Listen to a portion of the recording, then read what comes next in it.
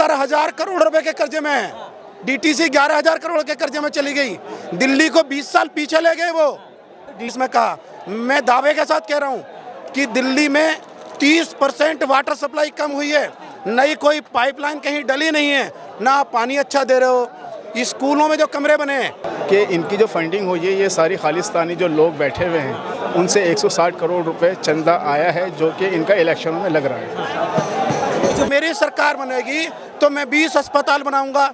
एक अस्पताल के नाम पे कहीं एक ईंट लगाया हो। इन्होंने कहा मैं 500 विद्यालय बनाऊंगा, एक कहीं ईंट लगाई हो। इन्होंने कहा 20 डिग्री कॉलेज बनाऊंगा, एक डिग्री कॉलेज बनाया हो। इन्होंने कहा मैं 11,000 बस लेके आऊँगा, एक बस नहीं खरीदी।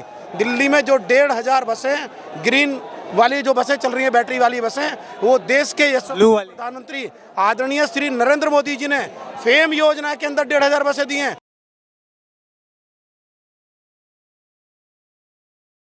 सर, क्या नाम हुआ आपका? मेरा नाम फैसल खान है। फैसल जी, जानना चाहूँगा, जिस प्रकार से आरोप लग रहा है केजरीवाल जी के ऊपर कि खालिस्तानियों से फंडिंग लेकर के वो चुनाव लड़ते हुए आ रहे हैं, इस पर आपकी क्या राय है? भाई, ये तो अभी हमारे जो दिल्ली प्रदेश अध्यक्ष हैं वीरेंद्र सचदेवा जी, उन्होंने और जो हमारी पार्टी के जितने भी लीडर हैं, उन्होंने अभी ये बयान दिया था कि इनकी जो फंडिंग हुई है, ये सारी खालिस्तानी जो लोग बैठे हुए हैं उनसे 160 करोड़ रुपए चंदा आया है, जो कि इनका इलेक्शनों में लग रहा है। तो वहीं पर ये आरोप लगाया जा रहा है कि भाजपा सरकार जो है वो कहीं ना कहीं विपक्ष को खत्म करना चाह रही है, इसलिए ऐसे आरोप जो है लगा करके विपक्ष के नेताओं को जो है अंदर जेल में डाल रही है। क्या इस पर क्या कहें? देखिए, ये विपक्ष के नेता नहीं है, ये विपक्ष के गद्दार हैं ये लोग, जिन्होंने इस हिंदुस्तान को आप उन्हें गद्दार बता रहे हैं। अरविंद केजरीवाल जी कहते हैं कि मैं जो हूँ कट्टर ईमानदार हूँ। भाई देखिए, अगर ये कट्टर ईमानदार हैं तो आप मुझे एक बात बताइए, इनकी कट्टर ईमानदारी किस चीज़ पे आप इनको कट्टर ईमानदार कहते हैं?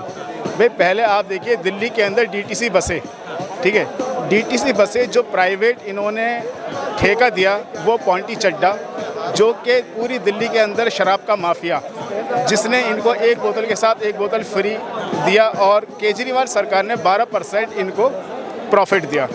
फिर आप आ जाइए अपना हेल्थ में ये लोग कहते हैं कि हमने हेल्थ की व्यवस्था ठीक कर दिया और हेल्थ हमने बहुत अच्छा कर दिया। जनाब, मैं आप ही के चैनल के माध्यम से एक चीज़ पूछना चाहता हूँ कि जिस टाइम एक EWS का पेशेंट दवाई लेने के लिए जाता है तो उसकी 800 रुपये की पर्ची कटती है, दवाई होती है 100 रुपये की। 100 रुपये जो एक्स्ट्रा आया है वो किससे ले रहे हैं? केंद्र सरकार से, ठीक है। अब आप आ जाइए, मैंने बहुत देखा और आजकल आम आदमी पार्टी बहुत डाल रही है कि जी लॉकडाउन के टाइम पे काफ़ी लोग दिल्ली के हाथाहाथ हुए और यहाँ से गए, लोगों के शव पड़े हुए हैं कंधों पे, खाने को नहीं है। अरे मैं उन्हीं लोगों को बताना चाहता हूँ कि जो आप दिल्ली छोड़ के जा रहे थे ना, जो रास्तों में आप डेथ हुई है, आपकी परेशानियाँ हुई हैं, ये अरविंद केजरीवाल की वजह से, क्योंकि राष्ट्रीय राजधानी दिल्ली का जो मुख्यमंत्री है वो अरविंद केजरीवाल है, जिन्होंने पूरी दिल्ली के लोगों को यहाँ से हटा दिया। और उत्तर प्रदेश के अंदर जो लोग गए थे पैदल, वहाँ योगी बाबा ने उनको शरण दी, योगी बाबा ने खिलाया, और योगी बाबा और कोई नहीं, भारतीय जनता पार्टी के उत्तर प्रदेश के मुख्यमंत्री हैं।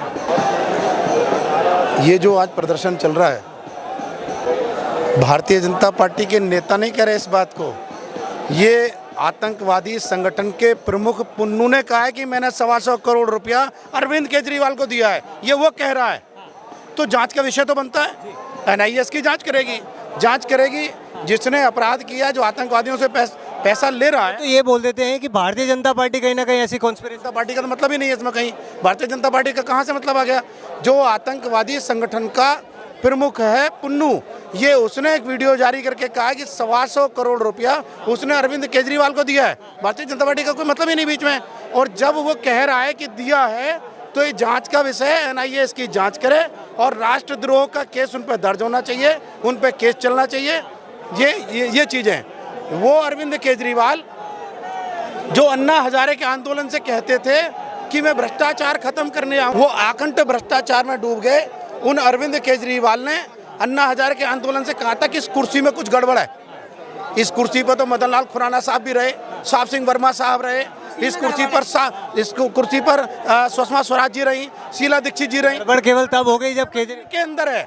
इन्होंने कहा कि जब मेरी सरकार बनेगी तो मैं 20 अस्पताल बनाऊंगा, एक अस्पताल के नाम पे कहीं एक ईंट लगाया हो। इन्होंने कहा मैं 500 विद्यालय बनाऊंगा, एक कहीं ईंट लगाई हो। इन्होंने कहा 20 डिग्री कॉलेज बनाऊंगा, 1 डिग्री कॉलेज बनाया हो। इन्होंने कहा मैं 11,000 बस लेके आऊंगा, एक बस नहीं खरीदी। दिल्ली में जो 1,500 बसें ग्रीन वाली जो बसें चल रही हैं, बैटरी वाली बसें, वो देश के ब्लू वाली। प्रधानमंत्री आदरणीय श्री नरेंद्र मोदी जी ने फेम योजना के अंदर 1,500 बसें दी हैं, उस पर भी अपना फोटो चिपका दिया। अरे भैया इसमें क्या है, बस पर लिखा हुआ भारी उद्योग मंत्रालय भारत सरकार, इसमें क्या है आपका? तो ये भ्रष्टाचार करने वाले लोग हैं। इन्होंने 2015 के चुनाव में कहा कि मैं पानी आपकी किचन में पहुंचेगा नल से, हर घर में नल से जल आएगा। 15 में कहा, 20 में कहा। मैं दावे के साथ कह रहा हूँ कि दिल्ली में 30% वाटर सप्लाई कम हुई है, नई कोई पाइपलाइन कहीं डली नहीं है, ना आप पानी अच्छा दे रहे हो। स्कूलों में जो कमरे बने हैं, जो कहा जा रहा है कि भारतीय जल बोर्ड दिल्ली जल बोर्ड जो है वो जो है कर्जे में चल रहा है, इसमें कितना 70,000 करोड़ रुपए के कर्जे में है। डीटीसी 11,000 करोड़ के कर्जे में चली गई, दिल्ली को 20 साल पीछे ले गए वो। डीटीसी जब कर्जे में जा रही है तो मुख्यमंत्री जी को इस पर ये सोचने का समय नहीं मिला कि हम जब ऑलरेडी जो है कर्जे में चल रहा है एक डिपार्टमेंट, तो ऐसे में जो है महिलाओं के लिए जो है बस में टिकट फ्री कर देते हैं। देखिए, टिकट फ्री करना ना वो करना, वो उस चीज़ को जाना है। हम ये कह रहे हैं कि दिल्ली 20 साल पीछे चली गई।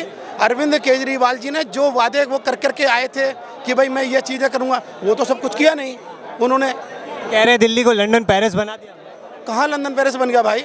लोगों को पीने को पानी नहीं मिल रहा है, पानी गटर जैसा आ रहा है, स्कूल एक बना नहीं, डिग्री कॉलेज बनाया नहीं, अस्पताल एक बना नहीं, बस एक खरीदी नहीं। अभी फिर भी लोग 3 बार उन्हें वो जो है चुनाव में जिता देते हैं। वो 3 बार जीत चुका है, वो भ्रम पब्लिक का टूट चुका है। अभी लोकसभा चुनाव हो रहा है, 7 की 7 सीट भारतीय जनता पार्टी कम से कम 5-5, 6-6 लाख वोट से सारी सीटें हम जीत के आएंगे। उनकी जमानत जब्त होगी इस पर, जमानत जब्त होगी इस बार। बिल्कुल जमानत। लग रहा है केजरीवाल जी बाहर आ पाएंगे। भाई हम ये कह रहे हैं केजरीवाल, एक चीज बताइए, जो कोर्ट में मुकदमा चल रहा है वो न्यायिक प्रणाली है।